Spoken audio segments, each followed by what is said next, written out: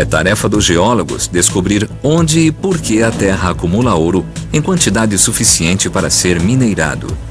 Os pioneiros suspeitavam que os rios traziam o ouro de uma fonte em algum lugar nas montanhas, o filão principal. Mas na saga para descobrir a origem do ouro, os geólogos desceriam até as profundezas da Terra e enfrentariam algumas das forças mais destrutivas do planeta.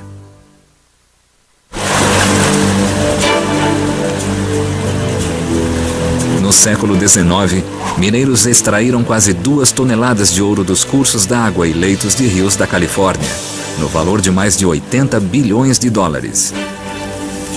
Mas esse ouro fácil não demorou a acabar. Eles precisavam encontrar a fonte do ouro, o filão principal, e partiram para as montanhas. Era isso que eles procuravam. Um grande veio de quartzo, cheio de ouro, e que se estende por quilômetros através dos campos. Eles conseguiram extrair milhões de gramas de ouro, de fontes como esta aqui. Com a descoberta do filão principal, o garimpo deixou de ser uma busca individual e se tornou um grande negócio. Centenas de minas brotaram em toda a Califórnia e empregaram milhares de homens. Descobrir que força geológica concentrou o ouro nas montanhas da Califórnia foi um enigma que desafiou os cientistas durante décadas. Em 1853, a mina Allegheny abriu em Sierra County, na Califórnia. Hoje tem mais de 1.000 metros de profundidade e 65 quilômetros de túneis, que levam a uma fatia especial de rocha na montanha. Aqui estou eu, no meio do veio do filão principal. Deve ter cerca de 12 metros de espessura e 800 metros de profundidade. Este é o veio de quartzo contendo ouro que os mineiros procuravam. O quartzo se forma a partir de um líquido que, quando se solidifica, de algum modo prende pedaços de ouro em seu interior. Está cheio de ouro. Se quebrarmos esse veio de quartzo agora, veremos pequenas quantidades de ouro dentro do quartzo. É uma incrível peça de quartzo. Podemos ver o ouro dentro dele. É muito brilhante, cintila. Existem pistas de como o ouro foi parar dentro do quartzo que foi depositado com o ouro. Pequenas bolhas de fluido estão presas dentro do quartzo. São vestígios de um curso d'água e de minerais que outrora geraram esse veio. A análise dessas bolhas de fluido revelou as condições extremas que criaram a jazida de ouro. O ouro era depositado a 315 graus centígrados. Era um fluido muito quente, quente mesmo, que trouxe o ouro e o quartzo até esse local e resultou no veio.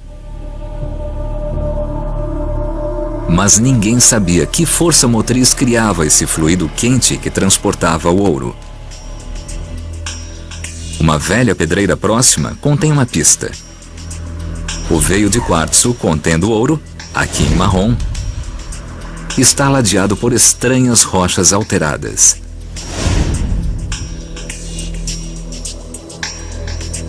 Quando os pioneiros viram essas rochas, ficaram muito animados. Sabiam que estavam chegando perto da fonte do ouro.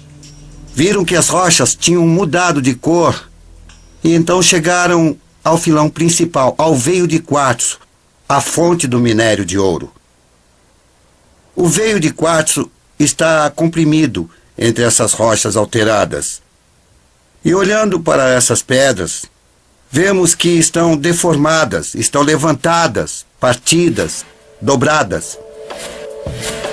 Os veios se estendem por centenas de quilômetros do norte para o sul. Existem combinações similares de ouro, quartzo e rocha partida em toda a Califórnia. E, estranhamente, todas estão paralelas à costa. A imensa força que rompeu essas rochas também deve ter criado o fluido quente que transportou e concentrou o ouro. Mas qual era?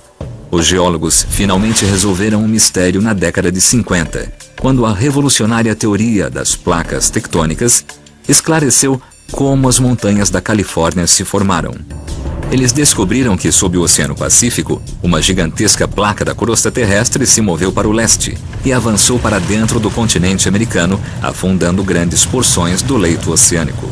Suponha que esta pedra maior é a antiga América do Norte. Nos últimos 300 milhões de anos, o solo oceânico em expansão empurrou os oceanos e os sedimentos sobre o oceano contra a América do Norte e enfileirou os pedaços de solo oceânico e sedimentos do solo oceânico contra a costa oeste da América do Norte. A Califórnia foi empurrada sobre as ondas. Uma extensão montanhosa de rochas esmagadas e sublevadas, separadas por grandes fissuras que se aprofundavam na crosta, criando um terreno composto de gigantescas lajes enfileiradas ao lado da costa. Esse processo de construção de montanhas também teve o poder de criar um fluido incandescente. Rochas subterrâneas foram esmagadas por uma pressão descomunal. Superaquecidas, comprimiram esse líquido de 315 graus. Como a água de alguns rios, esse fluido canalizado tinha a capacidade de concentrar o ouro disperso. Ao correr pela rocha, o fluido absorvia partículas de ouro, criando uma densa sopa mineral. Esse líquido penetrou as fissuras, que o levaram até a superfície. Quando o fluido esfriou, o ouro coagulou e o quartzo se cristalizou, formando um veio sólido rico em ouro. Sempre que placas oceânicas colidem com a borda de um continente, sempre haverá geração de fluido. Além disso, minúsculas quantidades de ouro vão se deslocar e depois se concentrar em grandes falhas e formar grandes depósitos de ouro. É parte do processo de formação das montanhas. Veios de quartzo semelhantes jazem sob as montanhas costeiras em torno da borda do Pacífico, onde o solo oceânico afundou sob gigantescas forças terrestres.